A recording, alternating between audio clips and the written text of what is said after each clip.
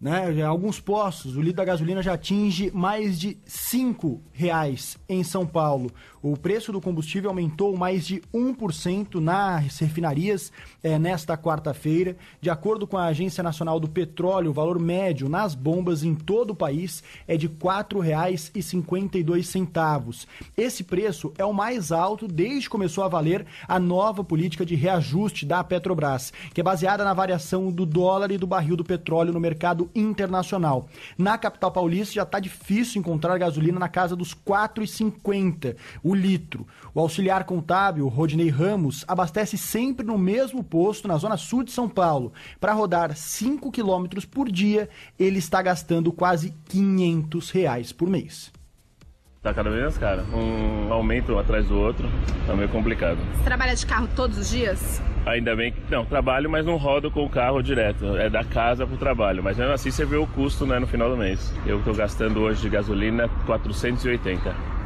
E isso você roda um mês inteiro, só trabalho, casa? Só 5 quilômetros todo dia. Então se quiser sair...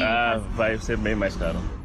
Ou seja, tá caro demais o preço da gasolina, já dá para perceber em alguns postos da capital paulista. No dia 6 de setembro, a Petrobras anunciou uma mudança na política de reajuste da gasolina que deixou de ser diária. Agora, para tornar a variação mais previsível, a estatal ampliou o prazo de repasse para um intervalo de até 15 dias. Quanto ao diesel, o litro estava em média R$ 3,48 na primeira semana de setembro, isso ainda de acordo com a ANP. Já o etanol passou de R$ 2,62 para R$ 2,69 nas refinarias. Mas, de fato, o que dá para perceber é que o preço da gasolina voltou a disparar. Conosco, portanto, o presidente do Sindicato Comércio, Sincopetro, porque o nome do Sincopetro é bem comprido, José Alberto de Paiva Gouveia. Gouveia, bom dia para o senhor. Por que o preço está subindo tanto? Bom dia, Megali. Na realidade, o preço sobe porque sobe primeiro na Petrobras, né? A Petrobras passa para a distribuidora passa para o posto, e o posto toma a sua decisão se sobe ou não sobe. Agora, que houve um aumento muito violento nesses primeiros dias do mês de setembro, houve sim. Quer dizer, o repasse tem sido bastante alto, porque se fala sempre no último dia, que foi 1%. Agora, quando se vê o mês inteiro, esse repasse já chega a 7%, 8%. E esse aumento tem relação com a alta do dólar, com a situação do comércio internacional, com as incertezas da política? Como é que a gente analisa essa alta recente e quando que ela deve arrefecer, Gouveia? Olha, Magali, na realidade é o seguinte, a Petrobras sempre trabalhou com preços internacionais. Quer dizer, ultimamente, porque antigamente a Petrobras tinha um preço político e segurava muito o preço, quase quebra a Petrobras, né? Hoje não, hoje ela trabalha com preços internacionais. E o que funciona o preço internacional? É o barril, que precisa ver que subiu, e também o dólar, que aqui internamente deu uma disparada devido a essa insegurança que nós estamos passando, e isso tem refletido diretamente na gasolina. E há expectativa de quando a situação internacional e as incertezas aqui do Brasil também, que levam a uma alta do dólar, devam permitir uma diminuição nesse preço? Olha, quanto a nível internacional, é muito difícil dar uma opinião, porque cada espirro, cada dificuldade que os Estados Unidos cria, cada dificuldade que tem com a Síria, é muito difícil de você ter uma previsão do que vai acontecer. Agora, o dólar interno, com certeza absoluta, essa insegurança política está dando esse efeito de alta no dólar. O que a gente aguarda é que assim que se resolver quem vai ser o novo presidente do Brasil, a gente tenha um retorno desse dólar ao valor normal de mercado, que não é esse que nós estamos vendo hoje. Tem uma pergunta de ouvinte aqui, né, Garrafa? Vamos lá, pergunta que chegou pelo WhatsApp 99904-8756. Fala, Megali Garrafa, bom dia, Flávio de São Bernardo. Eu só gostaria de entender, já que vocês estão aí com o presidente do Sincopetro aí, os caras falam que aumenta 1% na refinaria, mas aí quando chega lá na bomba é 25, 30 centavos esse 1%. Que conta que é essa aí? Ajuda a entender aí. Bom, na grande realidade, está dando para entender? Sim, estamos ouvindo. Tá. Na grande realidade é o seguinte, quando se fala 1% na Petrobras, não se está contemplando nada da cadeia de impostos, primeiro, não se computa problema de frete, de transporte, não se computa lucro de uma distribuidora e muito menos o lucro de um posto de gasolina. O que eu gostaria de dizer para esse consumidor, que eu teria tão revoltado quanto ele, quanto o dono do posto, porque é só o que ele vê. Quer dizer, ele não vê o que acontece antes. Então, quando chega no posto, a culpa é sempre do posto, porque é a última coisa e é só isso que ele vê. Né? O que eu diria para ele e para todos os teus ouvintes é que a nossa categoria hoje não tem nenhum interesse de ter produto alto. Porque quanto mais o preço estiver alto, menos nós vamos vender. Okay? E para nós não interessa isso. Para nós interessa vender muito para buscar o que nós temos direito de ganhar, que é o nosso direito. Pois é, tá chegando mensagem aqui, inclusive, de gente dizendo que desistiu de usar o carro, porque está gastando demais, o que obviamente não é um bom negócio para os donos de postos de gasolina. Ô Gouveia, dizem que quando você encontra um preço muito baixo no litro do combustível, é porque tem alguma coisa errada com aquela gasolina, com aquele etanol, com aquele diesel que a gasolina está vendendo. É bom que a gente coloque as barbas de molho. Hoje, o que seria um preço justo nos postos de gasolina para que a gente não se estenda muito? Aqui em São Paulo, um preço que a partir desse patamar a gente tem uma certa segurança de que não tem alguma coisa errada ali. Olha, Magalhães, eu não falo em preço de posto, nada. O que a gente usa são os números da Agência Nacional do Petróleo. O que eu queria deixar claro é o seguinte, veja, milagre ninguém faz.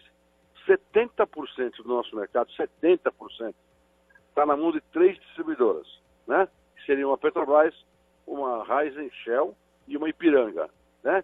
Isso, na realidade, dá para o consumidor o quê? Uma visão do mercado dessas bandeiras. Qualquer coisa muito abaixo disso é de se desconfiar. Mais pergunta de ouvinte. Megali, bom dia, eu sou o Robson de Bragança Paulista. Eu gostaria de entender o que o álcool, etanol tem a ver com a gasolina. Por favor, o álcool está em baixa e você vai no tudo que aumenta a gasolina, tem que aumentar o álcool também. Por qual motivo é isso, Megali? Como é que funciona? Repasso a pergunta, Gouveia.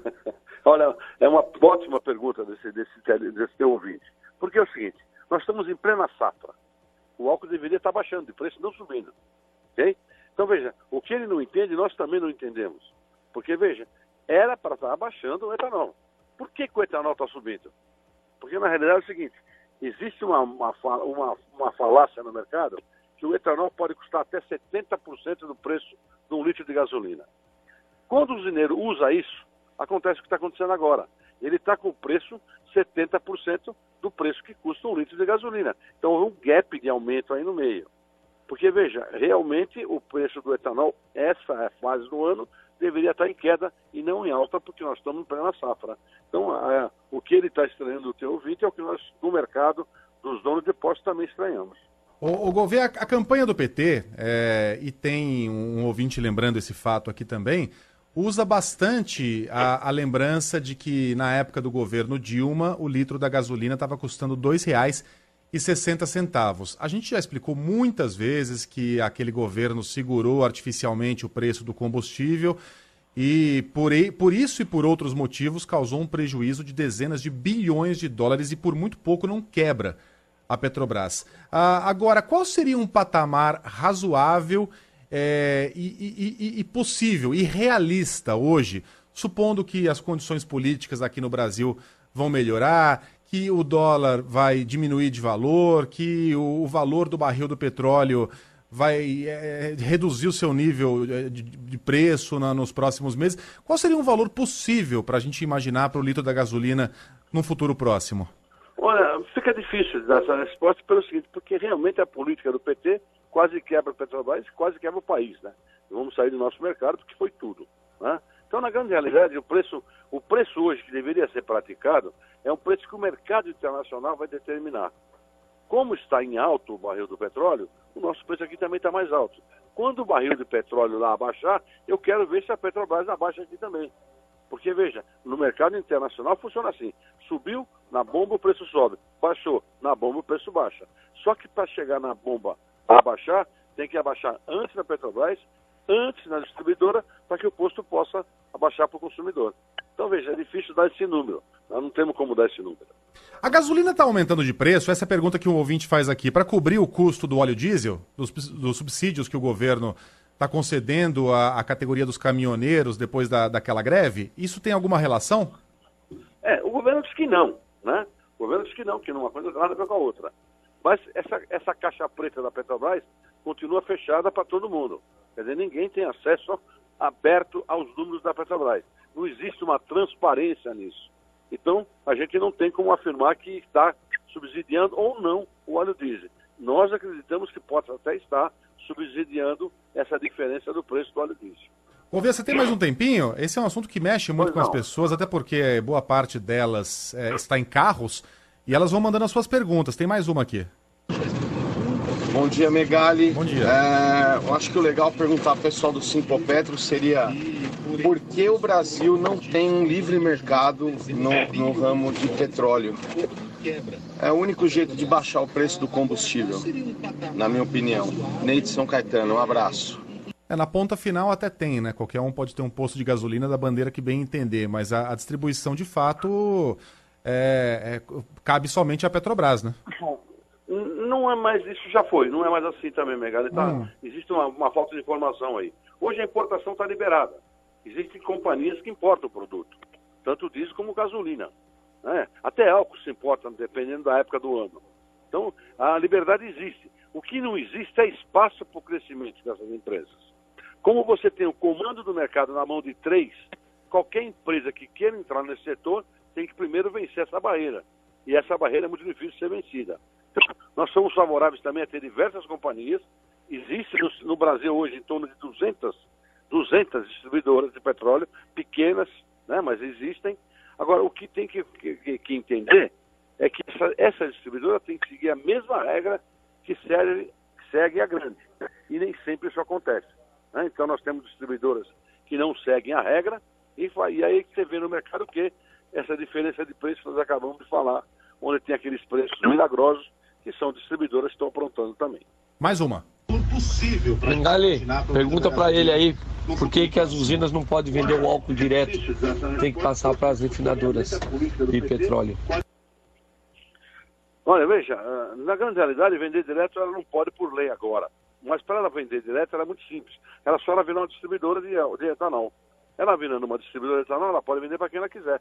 Né? O que está se discutindo hoje é o seguinte, é uma logística e o custo disso para o Brasil. Porque, veja, vender para o posto que está do lado da usina é muito simples e muito bom. Agora eu quero ver se ela vai entregar num posto no final lá de Amazonas, no final de Rio Branco, no Rio Grande do Sul, por exemplo, que não tem usina.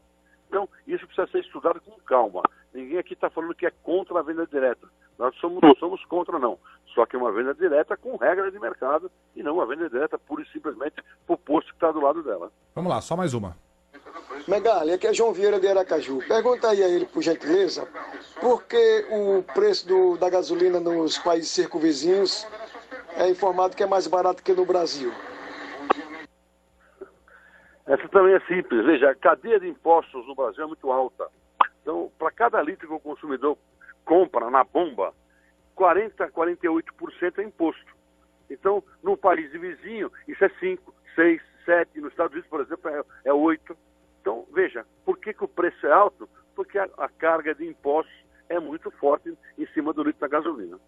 É claro que a exceção aqui que muita gente cita, né, Gouveia, é a Venezuela. A Venezuela subsidia 100% praticamente do preço da gasolina. Você comprar gasolina num posto da PDVSA em Caracas, com o valor de um chiclete, você enche o tanque 3 vezes.